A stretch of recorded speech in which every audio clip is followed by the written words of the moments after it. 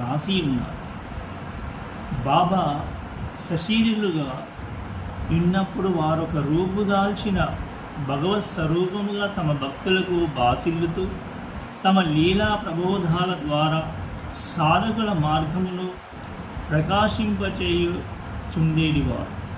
వారి స్వస్వరమైన దేహము మాయమైపోయింది కానీ దానిలో అప్పుడుండిన బాబా మాత్రము ఇప్పటికీ అనంత శక్తి వలె నిలిచి వారు సమాధి చెందకముందు భక్తులకు తోడ్పడినట్లే ఇప్పటికీ వారిని ఆశ్రయించు అసంఖ్యాక భక్తులకు నిశ్శబ్దముగా సహాయపడుచున్నారు.